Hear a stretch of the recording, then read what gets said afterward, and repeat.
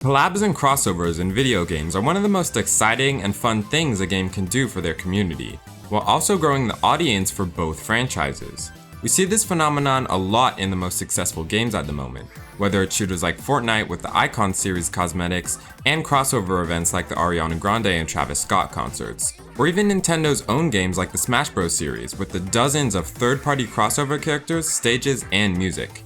We all knew that feeling of hype at the end of a Nintendo Direct for the next Smash character to be announced.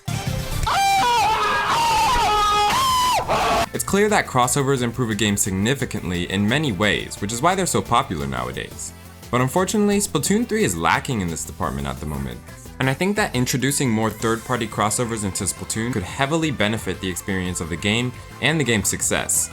And we can actually see how successful Splatoon 3 would be with collaborations by looking at the different marketing for the game in different regions and points in time. One thing you might not have known is that Splatoon in Japan actually has a good amount of collaborations compared to the other regions. It's to be expected since Nintendo is of course a Japanese company, but we can use this as a point of comparison to show how these collaborations can bring new life into the community. Take a look at this collaboration with Baskin-Robbins in Japan. From June 30th to July 20th, Baskin-Robbins added Splatoon 3 themed flavors for both their ice cream and sodas, which I didn't know they made till now, and these adorable Splatoon 3 themed cups. They also apparently ran a campaign to give away a free copy of Splatoon 3 and a Baskin-Robbins sticker. Not only is a collaboration like this cool for the Splatoon fans, I mean just imagine being able to eat your favorite game as an ice cream. I'd literally keep that cup on a shelf for life. But for people that have never heard or are not familiar with the series, seeing something like this at their favorite ice cream shop may entice them to learn more about Splatoon and potentially try out the game, again benefiting both parties. There were many more collabs like these in Japan with other brands which are beneficial in the same way, but there's still one main aspect missing from all these collaborations, which is that none of these collabs have any sort of in-game inclusion in Splatoon 3. No gear, no events, no nothing. Which is a huge missed opportunity in my opinion. Here's where the point in time thing I mentioned earlier comes in. Splatoon 1 actually had a couple collabs that were included in the game. These collabs were the Squid Girl manga and the Famitsu magazine collabs, where not only did the franchise they were collabing with have Splatoon 3 content added to them, but Splatoon 1 itself got gear sets from the franchise into the game, with the Squid Girl set and the traditional gear set for each one respectively. While this was basically the bare minimum, many people saw this as a cool idea to give the player a few extra goodies for each collaboration. But now we get to Western Splatoon 3, where we have basically no collaborations unlike Japan, and have no sort of inclusion for any of these collaborations in-game at all across all regions, which is negatively impacting Splatoon 3's reach internationally. But I have a few ideas on possible ways Splatoon 3 could level up their collaboration game to significantly grow the game's community. The first main step needed is to level up Splatoon collabs for international sectors like North America and Europe, to just give more attention to collabs in general. Before we can even get to how Nintendo can improve their collabs, they first actually have to make some. And as I mentioned earlier, everywhere aside from Japan is basically starving for any sort of collab at all. So to put it simply, Nintendo has to care first. So now assuming Nintendo's international sectors actually decide to start caring about collaborations more, we can get to how they can be massively improved. Firstly, let's take some inspiration from the game I never stop talking about, Fortnite. Whether you love or hate the game, Fortnite is the king when it comes to collaborations. Let's take their recent Star Wars collaboration as an example, where not only did they make tons of cosmetics for people to buy, but also add elements from the franchise into the game itself, where in your matches you'd be able to talk to many of the characters from the series and get literal lightsabers and laser blasters to kill your opponents. Even as someone who isn't a huge fan of the Star Wars series, this crossover was super fun to play and must have been even more fun for the die-hard fans of both franchises. And these collaborations occur very often with various different games, shows, movies, and more. This sort of branching out gave massive success to Fortnite and made it one of the biggest games of all time. So how can we implement things like this into Splatoon? Well, there are a couple candidates, the first one being Splatfests.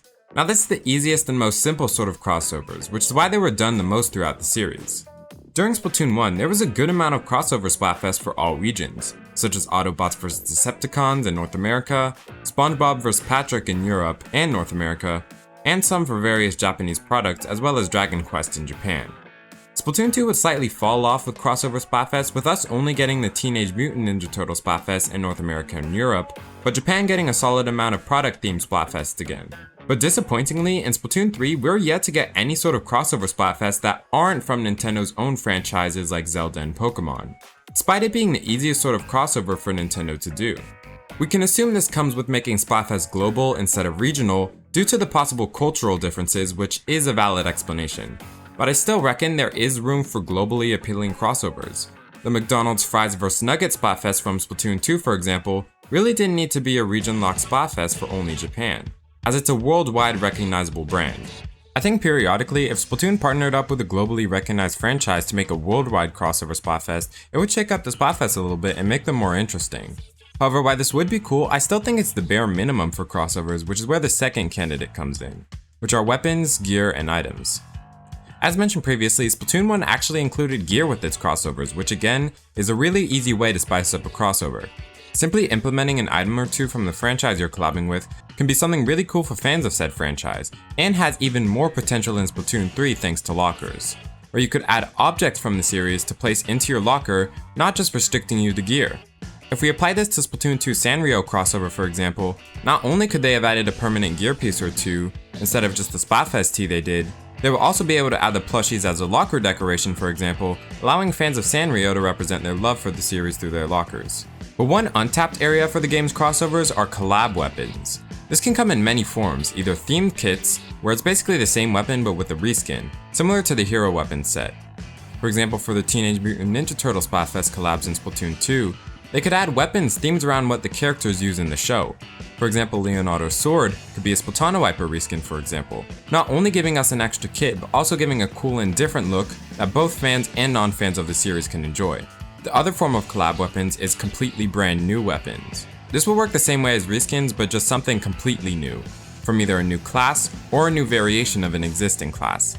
They would most likely be introduced on a seasonal basis and would be harder to make but be a lot more significant than a simple reskin, and again would be cool for everyone to use.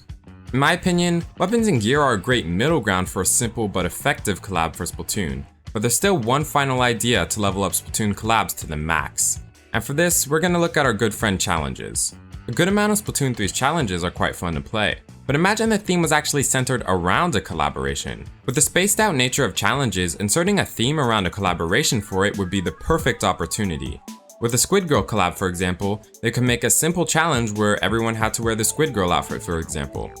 This isn't even a really interesting theme, but it's a proof of concept. They can make everyone use specific weapons themed around the series, or even give specific powers related to the series. There's infinite possibilities with this. This, in my opinion, would be the best collaboration implementation Splatoon could get. And in combination with the other concepts I talked about previously, would make for the perfect collaboration event. Just imagine a crossover Splatfest theme with permanent themed gear and locker items around the series, a custom weapon from the series, and a challenge themed around the series all together. That would be the best tier of Splatoon collab, but even getting a smaller combination of all of these would be miles better than what we're getting now, and will help grow the community and make the game much more enjoyable. All we need is for Nintendo to want to put the resources towards it, which we can only hope they do to improve the game.